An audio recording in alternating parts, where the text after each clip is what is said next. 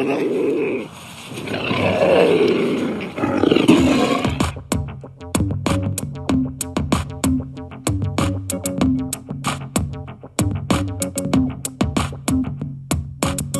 blast off in my time machine. Third eye feeling like it need Visine. Blast off, blast off, blast off, blast off. Come blast off in my time machine. Third eye feeling like it need Visine. Blast off, blast off, blast off, blast off.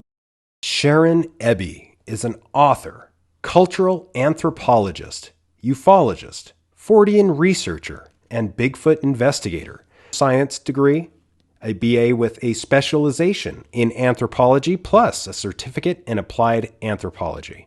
She also has many years of experience in the field of investigation. I know this for a fact, conducting surveys, questionnaires, and interviewing witnesses, and her book is epic, an ethnographic exploration and general overview of what people believe about the cryptid called Bigfoot, otherwise known in North America as Sasquatch. This anthropological study covers how and what people understand about Bigfoot and cryptozoology, but focuses on the perspective of believers. Those with the Bigfoot subculture have unique cosmologies, views, experiences, and blazes them into areas that are different. Those biases help them learn, understand, and define reality in their own ways, which colors their perspectives and helps them narrate and explain the phenomena. This ethno-historical viewpoint, including Native First Nation beliefs, covered in this book as well as many others, describing folklore, legends, myths about wild men of the forest, including place names, maps, 5 types of people, true skeptics, Parks and Forest Services viewpoints, Bigfoot organizations, the research, the cultural geography, the list goes on and on. This is a treat. I've wanted to talk to Sharon for some time, and here she is. Can't wait to bring her on.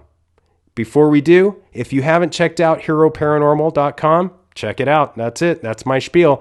Sharon, welcome to the Hero Paranormal Podcast. How you doing? I'm good. How are you? I am doing a lot better now that I'm talking to you. I'll tell you, this book, A Study in Cultural Anthropology about what people believe in Bigfoot and Sasquatch, the book that you just wrote is fascinating, Sharon. It is, the title for our listeners is Bigfoot Beyond Belief, pretty easy to remember, and it is worth every penny and every second that you put into it. It's an amazing book. How did you get into the cultural anthropology aspect? And more importantly, how did it lead you down this path? Years in the making. I've been doing Bigfoot research for 20 years. And before that, I was a ufologist. And when my son and nephew had a Bigfoot sighting, we were all camping in New Mexico back in 2001. And they had a Bigfoot experience there. My son saw it. My nephew also heard it. We were all camping there. It put a lot of fear into us at the time because it happened at night. And that got me researching into, can you really see a Bigfoot in the desert? Because we were in the desert part just near Radium Springs, New Mexico, which is southern New Mexico. And that started had me asking questions. We were ruling everything out, and there was nothing left but Bigfoot. So I contacted the Texas Bigfoot Research Center. I contacted the Bigfoot Field Research, the BFRO, and I asked questions, and I started learning. And then a couple years later, during this time, suddenly the El Paso Times newspaper came out, and my nephew brought me the headline, and it was that there was a Horizon Bigfoot monster. Horizon City is just on the outskirts of El Paso, Texas, where I lived. And I said, well, that's it. I'm jumping in with both feet. And I just went into Bigfoot research head on. And the Bigfoot research is actually what caused me to take an anthropology class at the local community college. I was going back to school, and I said, I really want to learn more about how do hominins or hominids fit into this. Is Bigfoot a hominid? And now we think of them more as hominoid, which includes all primates. So at that point, I just took biological anthropology. It's also called physical anthropology, and just fell in love. And I wound up kind of changing. There's like different kinds of anthropologists. There's the physical, biological side. There's linguists, archaeologists, and cultural anthropologists. And I wound up going the direction of cultural anthropology, which is what this book is about. So it's not just learning about Bigfoot, but it's also learning about the people that believe in Bigfoot and what do they believe and how were they enculturated. Enculturation is how people learn and acquire information, their values, norms, and all of this helps shape their worldview. So we learn, we pick up information, we talk to people, we talk to other people who've had Bigfoot experiences. We read things online, we watch movies and TV and even Geico commercials, So true. Like Bigfoot's everywhere. Mm-hmm. So this is our enculturation. This is how we learn. And how much do we learn from experiences firsthand, which is really rare, versus sharing that information with others. And the cultural sharing aspect is quite immense in how it shapes our beliefs. So that's what the book is about. I mean, it goes into all kinds of detail, but that's in a nutshell, that's what the book is about. And it's a fascinating journey down the breadcrumbs or the trail of Bigfoot. I'm really glad that you mentioned the Texas Field Research and BFRO because, asking questions is so important. And unfortunately, in the field, I think every investigator, researcher, anyone who is even dabbling in the field feels that there is this issue or problem, which is the ego, unfortunately, and it acts as a filter that unfortunately, you have to talk to multiple, like you did, so many sources and get a broader view, which I think you did with your book. In fact, your view was so broad, Sharon. I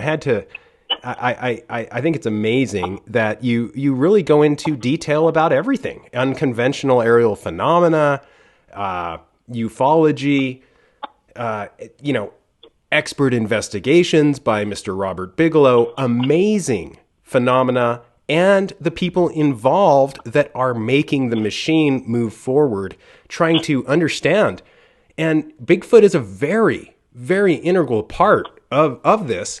How in the world I know that Jane Goodall attempted it's difficult, being a woman, and I speak from the aspect of being a husband, and I notice my wife and the difficulty she has in the field.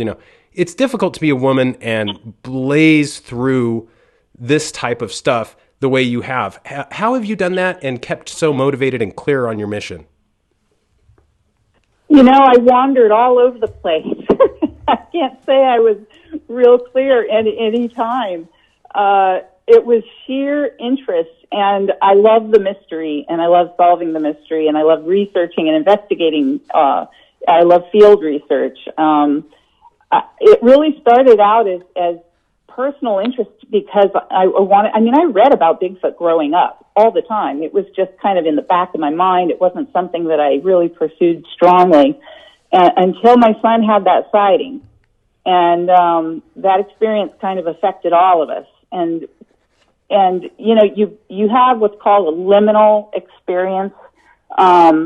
It's where someone goes from basically like being from one status or state of mind to another. So you could go from unbeliever to believer. But that part in between, that journey, is called liminalization. That's a liminal state where you're not quite sure. You know that you used to be an unbeliever, but you're not quite a believer yet, and you're trying to figure it all out. And that place of in between, and not knowing for sure is a liminal state. And I have to say that, with everything I've read and everything I've heard from people and interviewed people, and, I tend to, I want to believe in Bigfoot, but I have to keep an objective position.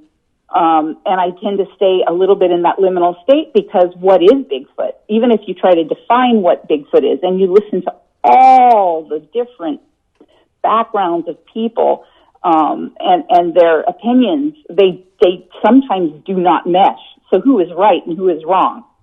So, some people say, oh, Bigfoot's interdimensional. Some people say, no, he's an animal. Some people say, no, he's part human. So there's all these different categories. Aliens, some people believe he's a spiritual being, a relic hominoid. So, who's right and who's wrong? And my book is definitely not to prove Bigfoot exists. My book is not to prove that he's real. It's really to show the gamut of what people believe about this creature.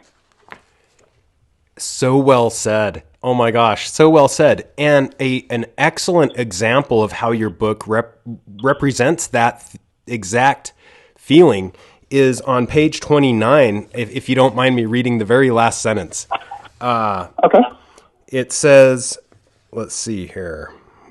Defining reality for each person depends on their social norms and interactions with others, including learning in from groups.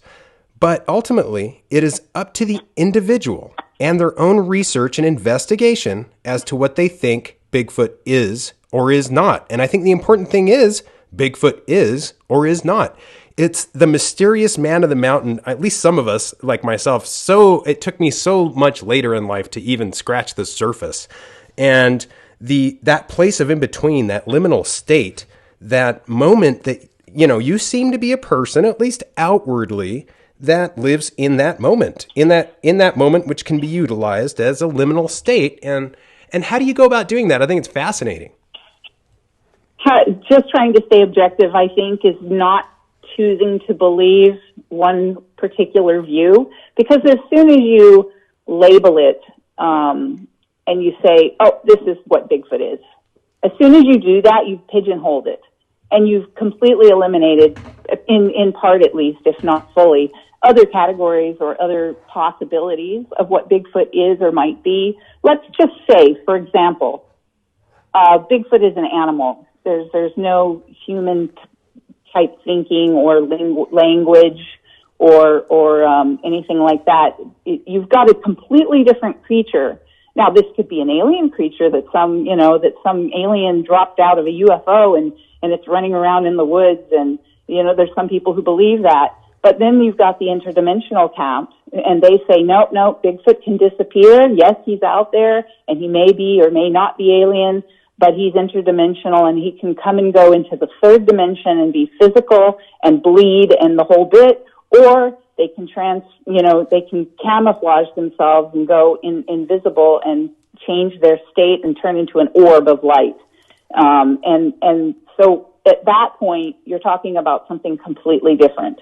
So when you peg something, or you think you're pegging something, you say, oh, this is what Bigfoot is, you're also saying it's not these other things. And because I don't know, and there's no proof, we have no body, there's been DNA tests, but a lot of them wind up being some form of unknown primate, and sometimes often there's human DNA mixed in there, and they say, no, it had to have been contaminated. Well, a lot of people say, no, it's because they're part human. They've crossbred. There's native ethno-historical stories of how they've crossbred with humans. They'll steal women and young girls and take them off into the woods, and sometimes years later they come back with this hairy hybrid child, and there's all these old stories and things. And so how do you really know what it is or what it isn't? And you have to look at the big picture. And I don't know, it seems like the more you learn, the less you know. I still am in a liminal state where I don't feel comfortable saying, yes, it is this or yes, it is that. And I kind of like being a fence sitter. I don't necessarily feel like I need to believe or choose a particular view of what this creature may or may not be. So that's where I'm at. It's a good place to be, and such a good answer, Sharon. And, it isn't up to us, in my opinion. And that's the problem as humans. We like this closure. And unfortunately, a lot of these research investigations, the phenomena involved, and the unidentified wondrous beings that are behind them are open-ended. And it isn't up to us to put them in those cages or in those boxes. But asking questions as big as you do in this book, I think that you really got into. I'm glad that you mentioned the lingual, because I want to get into the lingual stuff. But I know that you're mostly cultural anthropology. I think it's when you said Bigfoot is an animal, you got me there, because it's fascinating how, as soon as we use that word animal, we lose all respect for a living entity that shares a space with us. And it's just, it never fails to kind of ignite something in me. But back to the mysterious and fascinating world of Bigfoot. Some of the interesting cases I find fascinating, and I'm sure you've heard of them, are when, for example, without naming names, a hardcore alpha male hunter will come forward in a very, surrendering fashion, explaining how a Bigfoot just manhandled him, in every way he wanted. And this person comes forward where it goes against every grain or cement that keeps that person together as an individual prior to the experience. And after the experience, they are more fluid and less worried about what people think about them. How, from an anthropological standpoint, do you explain that? I think that's part of the liminal state, actually going through that. And a lot of times people get that during their liminal state when they're in between beliefs. But sometimes it comes at the end after they said, no, and now this happened to me. I absolutely believe it. And I don't care what anybody thinks, because this happened to me, and I know what happened to me, and I don't care. So this is a real common, occurrence, with people who have gone through a change, a transformation. Culturally, a lot of times it's a process. It's not it can happen overnight, but generally it's a process, and it's often a cultural one as well as a personal one. They'll go through things in their own minds. They'll be asking questions, but then they ask questions not to themselves or research that they do, but they ask questions to other people. Have you experienced this? Did this happen to you? Have you ever heard of this? Did you see or hear anything like that? And they go and they find other people that have had these same experiences, and that changes them. And so I think it's all kind of part of the process, but it can happen at the beginning, middle, or end. There's just no specific rule. When it comes to people, it's kind of you have trends, but it's a very personal thing. So, yeah. Yes, it is. And it really is a very personal thing that you have to rise above. And because you kind of have to rise above yourself to be a true investigator, which is difficult, which I think you've really done in this book. And thank you. Yeah, absolutely. And that I don't care what anybody thinks attitude is just so, in my opinion, it's that moment where it just, again, I hate to bring it up, but it reminds me again of Mr. Bigelow, which, that's what people hold against him and everyone who is like him. And unfortunately, that I don't care what anybody thinks attitude is necessary to as you explained, kind of move forward. Some of the historical accounts in your book, the hairy man pictographs, I wanted to jump really quick into, well, the creature, the scale ring. Could you kind of, this is so interesting, and these are some of the amazing facets that I think people that even consider themselves Bigfoot experts that you have freely shared in this book. And I wanted to get into that, like some of those, just a couple of them, just to kind of give people an idea or just the intensity and creation of this book. So yeah, the creature called Skellring and how we may know it today as Bigfoot. Uh-huh. Well, you want to talk about Skellring specifically, or Kathy Strain's the manuscript on the hairy man pictograph?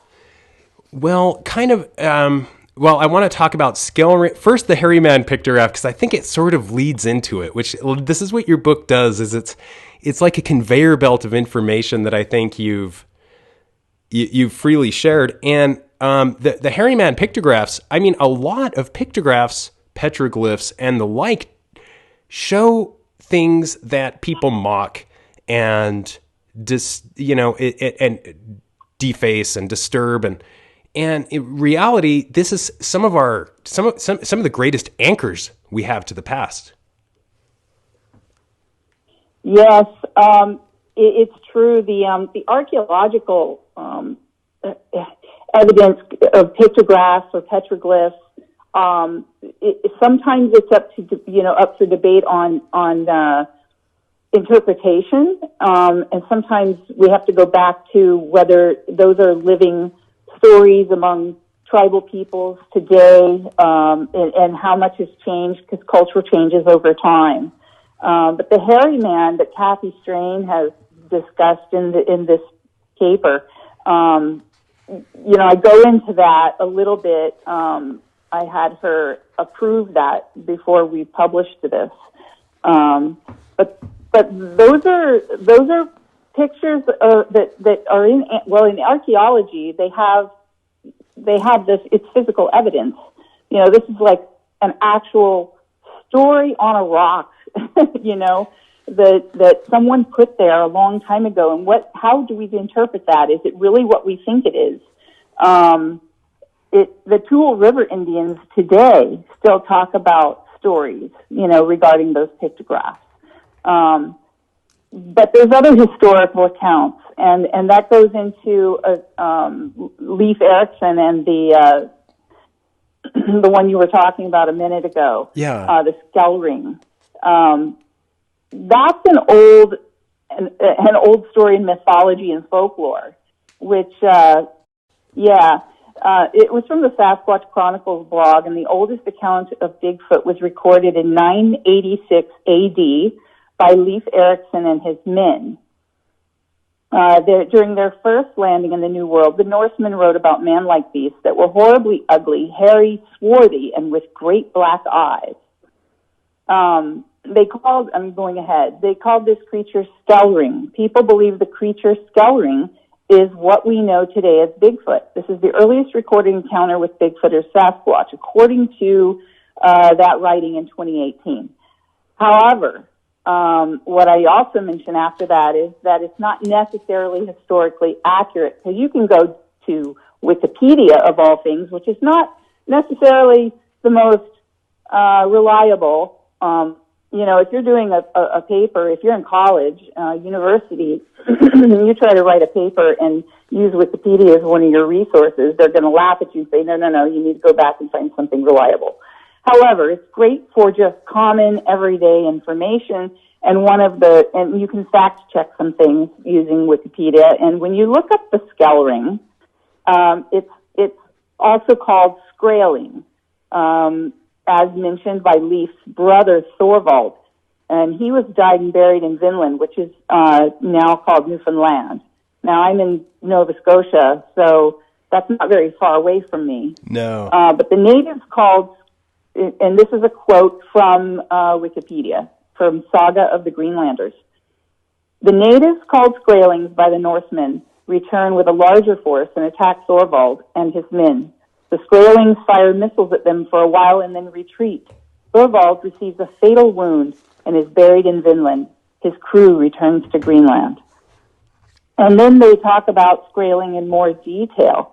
And they're talking about, 13th century Greenlanders and the Thule people. The Skraelings are called the Thule people, and they're known archaeologically. They were, the Thule or Proto-Inuit were the ancestors of all modern Inuit. Okay, so this was like from 1000 AD in 13th century Greenland. They reached Greenland by 13th century. So, according to, again, the Thule people section on Wikipedia, the Appalachian Thule originates in the location of Thule, or relocated in, it was changed in 1953 in Northwest Greenland. And at that point, it becomes clear that the hairy beings, or these hairy Skraelings, were actually indigenous people. They were screaming and probably wearing fur skins rather than being creatures that resembled Bigfoot. So it's a matter of what was the, how did they see those people as the other, that it's some big scary tribe of people out there that were wearing furs and screaming at them, at these strangers coming, and this is how they described them. And then, fast forward hundreds and hundreds of years, and how do we go back and look at those and their interpretation? We can't interpret it from their culture and what they saw. We can only see their words and interpret it through an ethnocentric lens, from what we know with our enculturation, with our beliefs and our values and our knowledge of things today. And so we tend to project our own limitations in thinking. We project our own knowledge and everything that we take for granted onto these interpretations. And so sometimes these hairy man-ape-like creatures, we find out they were just an indigenous people. And so that's one of the kind of a little journey that I bring the reader through, so that they can realize that we have to look a little deeper. We can't just say, oh, Bigfoot, the oldest Bigfoot was from, 1,000 years ago in this writing. Well, maybe not. So we have to do we have to be thorough and do our due diligence on our research. And, so that's what I bring the reader through with my book, is to how to think about what you believe. Why do we believe what we believe? And how do people believe different things? Cross-checking references and just digging a little deeper sometimes will answer these questions for us. But anyway, that's my the take on the Skraeling. Epic. I love the Skraeling because it does seem like a very otherworldly, more powerful being than, quote unquote, Bigfoot is attributed today. But then again, we had people that had more time on their hands to actually look in the forest instead of quickly look at a video of a blob squatch on YouTube. And the interesting, the development and I guess the lack of belief is interesting as well. However, it's still, from that cultural, I love the way you put it, the inculturation and belief equals the projection.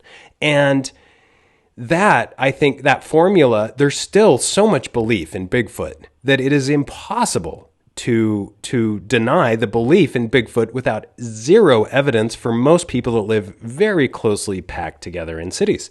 And, it's interesting because there is a huge divide, unfortunately, in the quote unquote community over this particular entity that should not exist, yet we all kind of feel like it probably should, sort of like a missing link. And that huge divide is between physical evidence and anecdotal evidence. Here we have physical evidence that has Bigfoot tracks, scat, blood, hair, handprints, rot stackings, vocalizations, which is what I wanted to get into the lingual. How do you mediate those two, especially from an evidentiary standpoint and a book like you've created here? And let me just say that from a sources perspective, your foundation is solid. You went above and beyond on all of your sources, and I'm just astounded. But not to blow smoke your way. How do people, How do you mediate that, the physical and the anecdotal evidence? It gets tough because physical evidence is, just that. It's something that you can measure. It's scientific. You've got evidence like scat, blood, hair, DNA.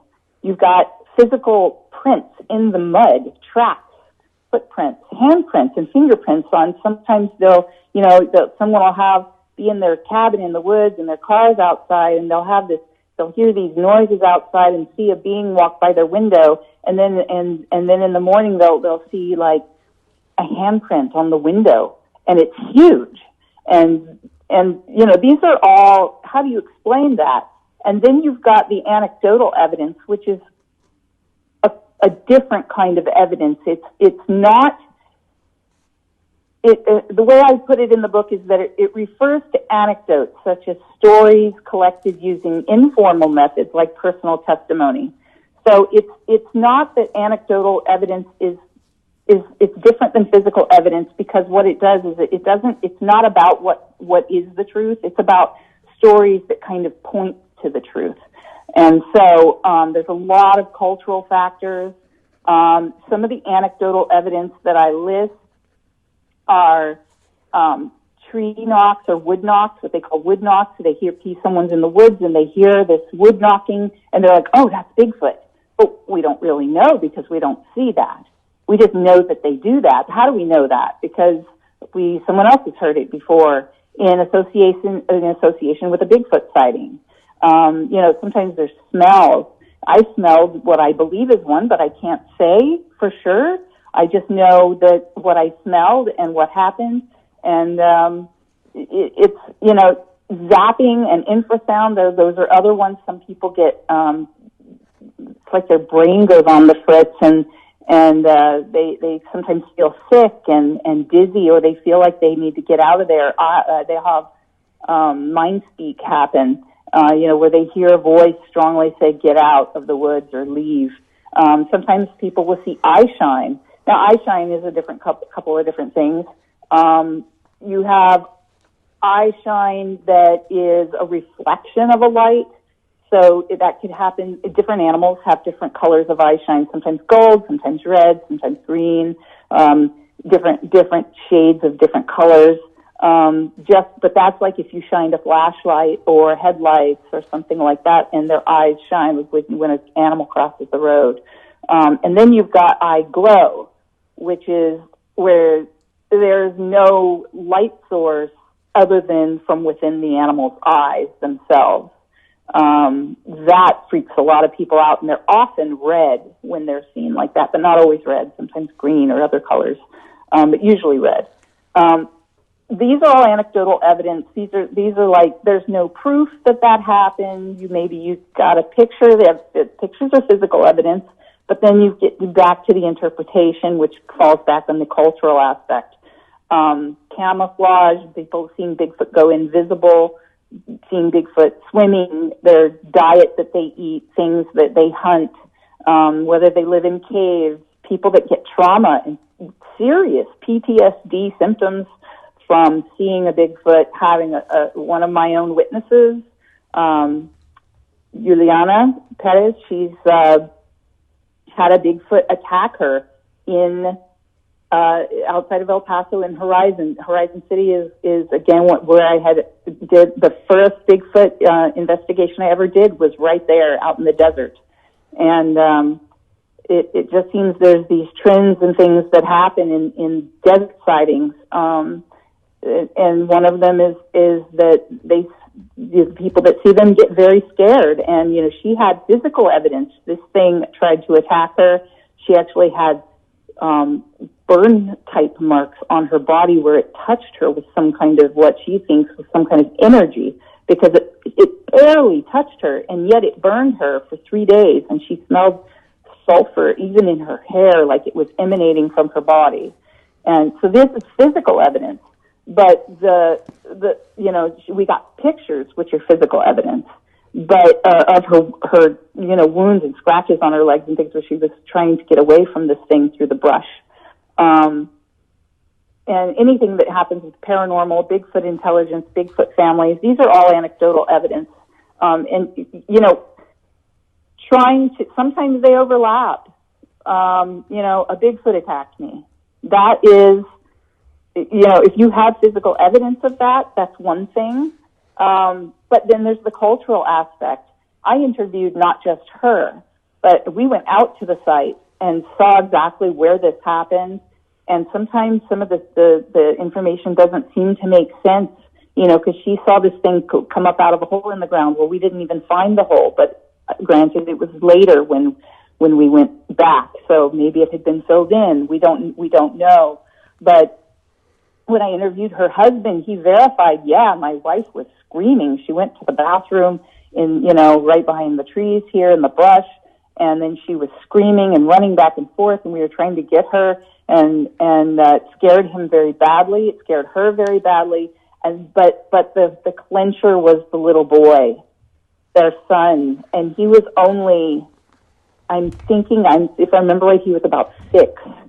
And when I spoke with him, he got very quiet and he didn't want to tell me. And I said, it's okay, I understand. You don't have to talk to me about it. And he says, it's because I was afraid for my mom. And he started almost crying because this little child had heard his mother screaming and trying to get away from this Bigfoot attack. And it affected him. And they all, she got out. They were able to get her out and from behind the brush. She found an opening. They ran to the car and they took off. And she had these marks on her afterwards. And so where there's anecdotal evidence and which is stories, you know, this little boy's story about his mother, and this was very real to him. Am I going to call this child a liar? No way. It was clear, very clear. I've interviewed so many people, and you just don't find something like that within a small child. So with that and the physical evidence, you kind of just have to weigh everything out. These are the kinds of stories where I go, oh, we're really dealing with a real entity, something. But what is it? Is it interdimensional? Is it physical? And those are the things we have to weigh out in the long run. It gets hard. It gets really difficult. And I think that's why I tend to stay open-minded to the answers, whereas other people will just say, nope, it's this or that or the other. The whole book is to get people to think. I really try to educate the reader as to, you know, how to think about things, because these are weird topics. Bigfoot is not something that's scientifically proven and accepted by the scientific community. DNA evidence or not, there's still the interpretation factor about that evidence. And that's where culture comes in, and that's where we have to look. You know, people project. There's this thing that I call the symbolic cultural projection effect. Now, symbolic culture deals with philosophical concepts and united beliefs. So things like us versus them, this kind of concept, or that the rich are smarter than the poor. There's concepts of good versus evil, or that currency has value. All those are symbolic culture aspects. And then we have projection, which is a psychological defense mechanism where personal feeling or belief is projected onto someone or something else. So let's say like a cheating husband blames his wife for cheating when he's really the one doing it, and he feels guilty about that, and so he projects that cheating onto her to blame her as a form of self-denial. And that's real common, projection. People project also. So the term I use is symbolic cultural projection effect, which can be a human example. It can be a human attribute or concept assigned to Bigfoot in order to explain it. So it could be, let's say, a person believes in peace. They're like a peaceful person. They wish there was world peace, and they think everybody should get along, and they love animals. And so they figure Bigfoot is a peaceful being. So they use that symbolic cultural projection effect to project onto the Bigfoot what they believe about themselves or other people or other animals. If they fear monsters, They may fear Bigfoot and say, no, it's a monster. And this is, like without having an experience of their own, just beliefs.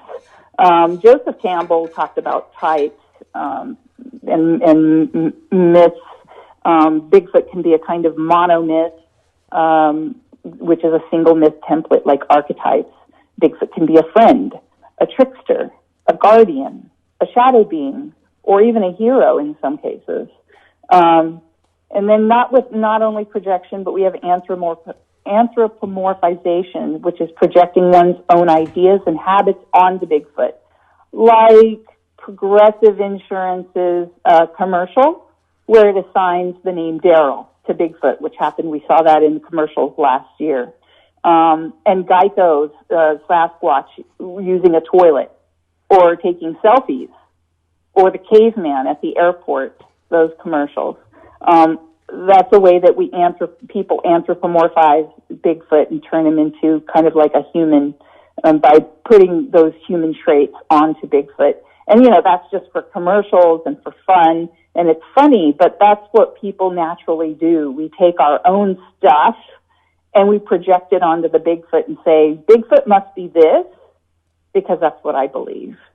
And so, anyway, it gets very complicated if you're trying to say what is the truth about Bigfoot. It's more like what are people's personal truths about Bigfoot. I think that we have to decipher that first.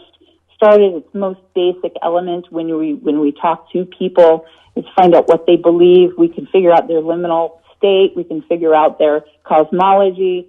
We can find, I use NLP, which is neuro-linguistic programming techniques. When I interview people, I see where they're pulling information from their brain to try to figure out if they're telling the truth or telling a lie, or if they're lying to themselves. But it goes on, and it makes it, I don't think there's a really solid answer on how to weigh out anecdotal evidence and physical evidence. But it's just a matter of looking at it all and saying, this all exists. How do you weigh it out? And it's okay to say, I don't know what to believe. It's okay. Amen to that. And, it's so true. For some reason, it does seem as if one type of evidence is seen as black and one type of evidence is seen as white. And the physical evidence is seen as like, well, there it is. There it is. Yet, I find that many secrets are held in the shadows. And as you mentioned and alluded to, many beliefs as children, culturally, the anthropomorphization of, I can't even say that word, of the individual is he's affected by the movies he watches, the interest as a child. And I found it very interesting because monsters were my friends as a kid. That's what I drew. And then I stopped drawing. And we lose touch with that connection to something else. It's interesting that it isn't about truth. It's about truth being a moving target. What I find is in your book, you really do jump onto that. You get onto the media, the movies, the news, the influence, and the culture. And I find it really interesting that you even touch on the Holy Grail, which is so scary to even go there, which I'm going to bring up, which is the Patterson-Gimlin film, which somewhat, it somewhat brings in this same anthropomorphization of the individual where there is a black and white, and you see the black of the individual and the white of the individual. Everybody makes a judgment call. Nobody respects the evidence. And that's the red flag, right? Beware of the researcher who takes their work more seriously than themselves, because, if let's get into the Patterson-Gimlin film and how that is sort of the Holy Grail. It kind of is. Even the icon, it becomes an icon, the iconic symbol of what Bigfoot is. You take that one frame from the Patterson-Gimlin film, and it's famous. It's known everywhere. It's in all the media circles. It's in movies and commercials and documentaries, and we look at that, and it becomes the symbol for all kinds of new media that comes out and what people think Bigfoot is. And so the Patterson-Gimlin film is really huge. I did cover it because I covered John Johnson because he is allegedly the new owner of the original film that got lost for quite a while. Many Bigfoot researchers believe that he does actually own that film. I tend to think so, but I have to rely on people that are in the know a little better than me. John Kirk, did some research in that, and he, J. Michael. There's different people that believe that it's probably the true film that John Johnson has. But even looking at some of that, it's hard because even though he has that film, he hired somebody to analyze that and share that analysis with the public. In my book, I have it, those results, but it's not open to scrutiny. It's not open to other independent analyses on this film. So there's no corroboration. There's no independent investigation. There's no way to verify. In order to have validation and verification of the facts, you have to have someone else, look at that same film and scrutinize it scientifically. And that has not been done. And so you still wind up in the end with this camp of believers versus non-believers. And it doesn't even go into, interestingly, that John Johnson, who has this alleged film, doesn't even believe Bigfoot is real. And so he's a filmmaker, and he's made films on Bigfoot, but he doesn't believe it's real. He believes the film is real, and but that it was a Hieronymus in a suit, and so you have this really fascinating camp of believers and the camp of disbelievers that are arguing the point: is Patterson-Gimlin film real? And say, yeah, the film's real, but the animal wasn't, or but there was like at least 4 people that came forward saying, I wore the suit. Well, they can't all have fit in the suit, and that makes potentially all of them liars, or only one of them being a truth teller. And how do you really know that? And so it's fascinating because back in 2005, I believe it was 2005, we went to the TBRC's Bigfoot conference in East Texas, and I think I spoke for like 15 minutes on something. And I met John Kirk there, and his wife Winona is one of my really good friends. We lived in BC, just down the street from each other. And I met him back then, and they talked about the film. And M.K. Davis, everybody knows M.K. Davis in Bigfoot, in the Bigfoot subculture. And at that time, he was doing that flash, right, where he was taking the film, analyzing it. Oh, and Sharon, I hate to interrupt. I'm kind of losing you a little bit. I'm not sure why. Can you hear me better? That's better. Yeah, that's way better. Yeah, I hear it's a little bit scratchy. Yeah. No, you do sound better. It just started breaking up a little bit, and I didn't want to lose you there. Yeah, I think it's our connection. I do too. Tell me if we need to reconnect. We might need to. Let me see here. Okay. Yes, so, but it does seem like there's 3 sides to every story, but only 2 ever show up. And in your book, on page 483, you go into children's books, and I found it very interesting that in the children's stories, that produces an effect of cultural change. And there was a picture of Bigfoot and 3 Bigfoot, and it kind of brings up, like there's so many names for Bigfoot, as if you could just call him something different, your version, of what you believe would be correct. It even when you mentioned the cultural, like the name of Bigfoot, Daryl, well known, even that kind of hit me, because I kind of got into Bigfoot by a gentleman named Daryl Smith out of Utah. And he was an older researcher who had put tons of time and effort into it. a great part of his life. And I watched all that research just sort of disappear, difficultly, as much as I tried to delve into it and to it's like sand going through your fingertips, as these people pass on. And I thought it was interesting because you mentioned you went to the TBRC, and it's so true. With the Gimlin film, it does seem everybody's wants to be a part of it. And where there is a glow, whatever that glow is, it seems that people huddle, and you get the tricksters, you get them all. But there is one that usually doesn't show up, and that is the one we need. And how do we go about getting those individuals involved in the process? Right. Well, it all stems back to cultural sharing. Mm-hmm.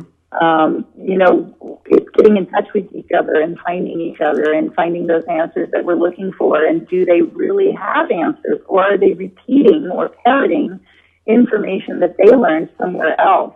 And so this is how myths grow and legends grow, and how much is real, like the old commercial, how much is it real or is it memorized? We don't know, culturally speaking. We don't really know if you're trying to decide what is truth. But it's a fascinating process to, find out what someone believes and where that belief comes from, and finding each other, and like you said, huddling and finding those groups of those light boxes full of people that have some answers and sharing those answers.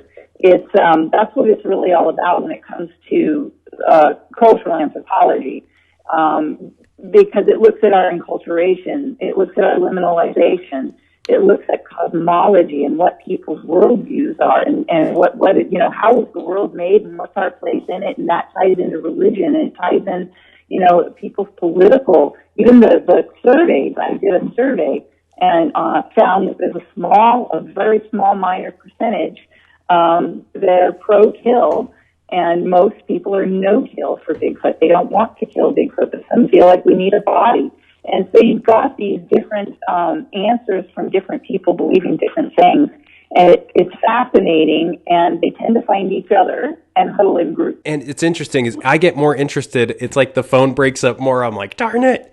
Let me ask you, because I tend to be maybe the opposite. I tend to try to bring in the exact opposite of what I believe and form a team and see what happens.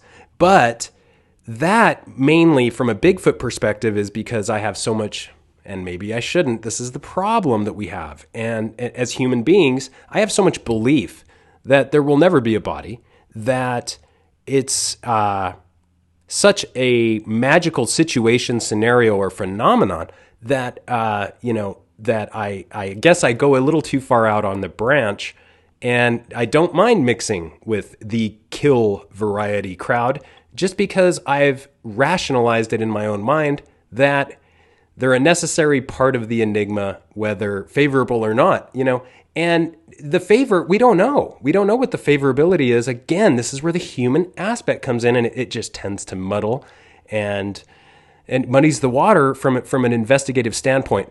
So I try to rise above that, but it's so difficult, like you said. And I wanted to also get into, again, your sources. The top 10 Bigfoot books that you mentioned, I think you're going to have to make another spot for your own. And I wanted to also talk about the alternative Bigfoot books, but not before getting your thoughts on my thought pattern of involving, the yin and the yang, or the exact opposite, to get a better refraction or view of what you're looking at. Okay. Sorry, I say cut out. It's cutting out a little bit. Well, we don't have a lot of time left, but I just, what you're saying is so amazing that I want to get your thoughts on the kill versus the no kill. Is it possible to get a body? Is it something we should even, I do not believe in even, I used to be a fly fisherman. I caught and release. Now it even hurts me to release them. So, I'm not a hunter in any way or shape or form, unless it's from a deeper sense. And this is a big question in the Bigfoot community. The two varieties of Bigfoot hunters, quote unquote. There's some groups, like when I did the survey of 300 Bigfoot believers, and I collected the answers within about 2 or 3 days. I think it was about 2 days. I found that there was a small minority of Bigfoot believers, 12.9%, about 13% of all respondents were pro-kill. They had some interesting trends in the pro-kill subgroups. I found that I could separate them into what I called trophy hunters, because these were pro-kill people. They had guns. And some of them do not hunt, and some of them hunt for food only, and then the rest, the smallest minority, were what I call trophy hunters. They would, they were hunting just for the trophy, not for the food. And out of these, we got some really fascinating information of I spoke with my friend Carla Newman. She's an anthropologist and sociologist in El Paso, Texas, and she and I were looking at the results, and she said, "Yeah, it sounds like we have a type here, a type of Bigfoot believer." Out of the trophy hunters, hunts for food, and do not hunt, pro-kill people, the stats, the statistics came out as most interesting. Look at the trends here. These are the trophy hunters. These are the most extreme of all the pro-kill believers. That 71% are spiritually conservative. 86% are politically conservative. 71% of them believe in Bigfoot, and 86% believe Bigfoot is a physical humanoid. Now, compare those high numbers with it's a little less, for the most part, for the people who hunt for food rather than trophies. 40% are spiritually conservative instead of 71%. 70% politically conservative instead of 86%. 80% believe in Bigfoot, so a few more. The hunt for food people, a little bit more of them believe in Bigfoot, but that's broken down as 80% believe it's a physical humanoid, whereas 20% believe it's an animal. And then of the people that don't hunt, that are pro-kill, only 24% are spiritually conservative, 33% are politically conservative, 71% believe in Bigfoot, 10% believe Bigfoot is interdimensional, and 90% believe Bigfoot is an animal. And what's fascinating about all of this is that out of the most extreme, which are the trophy hunters, we find that spiritual conservatism and political conservatism are high indicators. So religiosity and political conservatism is associated with pro-kill believers that are specifically trophy hunter type, and that Bigfoot is a physical humanoid. And the implications for this is that if you have someone that has this type of mindset and they believe that Bigfoot is a physical humanoid, that a humanoid means that it's in the shape of a human, it's bipedal. We're talking not an animal.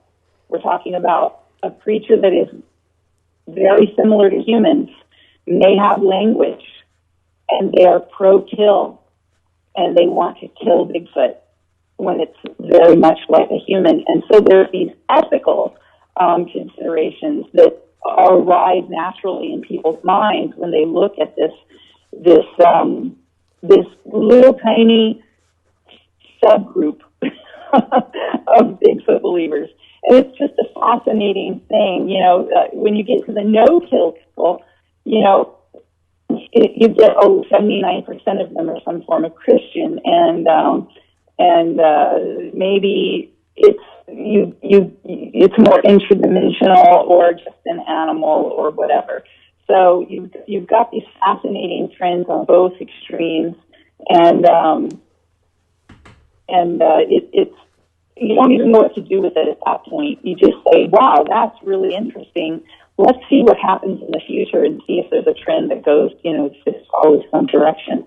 But cultural anthropology and studying the believers of Bigfoot, you start realizing like there's types of people out there that believe certain ways. And that is generally enculturated. That is generally something through cultural sharing that we learn. And so we aren't born with beliefs. We gain those through our lives and through our experiences and things we learn. So that's what the book is about, to get people to think about that and kind of question your own beliefs and where they come from. So it'll be interesting to see how this affects people, this book. But that's what it's all about, at least for me. I think you nailed it, and I really think you nailed it going into the study of the individuals and their belief systems, because much like some only believe in the black and the white, there's only white magicians and black magicians, period. This is an interesting dilemma in this essential guide to Bigfoot that you've written, because I think I would proverbially be put in a psych ward if I ever saw one shot. And I think, again, that's just due to my own humanity, at fault for that. But I think spiritualistically speaking, the black and white, from a science perspective, a body must be found from the science perspective. And I disagree. However, because I'm just human, again, I've noticed that those who tend to view it as a darker entity, whether powerful or not, are the ones that tend to want to kill it. Because I was just looking up the Latin word for entity, entitas, and that's not a kill scenario. Right. Yeah, no, it's fascinating. And it's true. There's these trends of what people believe based on a variety of different variables, but I don't even know where to go with it sometimes. You're on the forefront of this science, Sharon. It's amazing. It's a lot of fun. I must say, I did not expect this book to be textbook size when I started it. It just kept growing, and I actually wound up having to remove whole chapters and place them into my second book, which will be coming in the future. But for now, this is quite the work. This took 20 years. It didn't take me 20 years to write it, but it was 20 years in the making. It took me about the last 4 years to put this together, and it's really fascinating just looking at what people believe, and it's such a wide swath of different beliefs and belief systems. I do go into the cosmology of Bigfoot researchers. There's 23 researchers that I did in-depth questionnaires with, and I will continue that in my next book as well. But this one goes into what the cosmology is, and cosmology is important because it affects how the Bigfoot researcher looks at the evidence. Our cosmology is, how is the world made and what is our place in it? And that can fall into, well, if they're Christian, they may believe one way. If they're secular, they may believe another way. The universe came with a big bang, and they say, no, God did it in 7 days. If you're young earth creationist. And so these kind of backgrounds, their cosmology has an effect on the beliefs of the individuals and the researchers who research these things, and how they behave in the field, and how they deal with people, and how they deal with in their investigations, and how they interview people, and how much they will accept versus not accept as evidence, and how they report that back again, and what their biases are. It affects our biases, and so looking at that and just getting people in the mindset of how does talking about my interdimensional Bigfoot experience. If they go to a Bigfoot researcher and say this happened to me, they may be laughed at. That if that researcher does not accept interdimensional Bigfoot beliefs, or the opposite. So it's just interesting how you have to look at not just the research, but the researchers and the believers, and how all of this can twist and turn and change based on the individual and where they stand. It's amazing. Yes, where the individual stands on the mountain of belief of Bigfoot. And this mountain of belief that you have put in book form, you put so much into this that you have allowed those like myself more handholds for the rest of us to climb the Bigfoot mountain of belief. It may have been, one of those essential needs. At the same time, I think that from a research perspective, you are really delving into some things that are deep. For example, you note in your book how dogs are terrified of the creature. And we do know that canines can be amazing biosensors, which made me randomly think, what happened to some of these canines that didn't run off, like maybe the dire wolf, who may be elementally connected as an entity or entirely, or the Latin root or whatever, the word, it's just bigger than my pay grade. But I'll tell you what, the entirety and the endeavor that you've accomplished here is one heck of a book, Sharon, and heroic. And that's why you're one of my heroes. And I really want to appreciate your efforts and all that you've put into this. Thank you very much. I really appreciate that. I don't even know what to say to that. It's been an experience. I just must say it was way bigger than I expected it to turn out, but I'm very pleased with it. Thank you. Absolutely. Questions bigger than ourselves make us bigger people. So thank you. And I want to go ahead and tell our listeners, I don't know what the best places to where they can find the book. I'm assuming I got mine from Amazon. Where would you recommend that listeners go to purchase your book? Yep, absolutely. Amazon is the way to go. I mean, if they want an autographed copy, they can contact me. Different ways, or my website at sunstar-solutions.com. But the best way, honestly, easiest, fastest, cheapest is Amazon. The book is on Amazon, and it's $30, and they'll ship it to you. And sometimes if you have, Amazon Prime or whatever, Kindle Direct Publishing allows for even free downloads or cheaper downloads, so you can get it for $9.99 or less, free in some cases, depending on your subscription. So, there's different ways to do it in different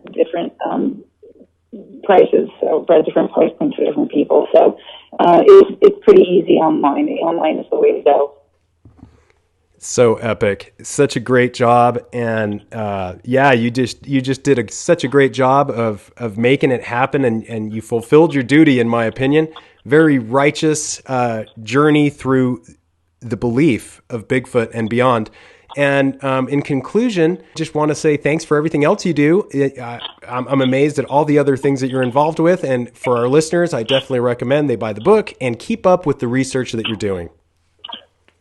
Thank you. I appreciate it.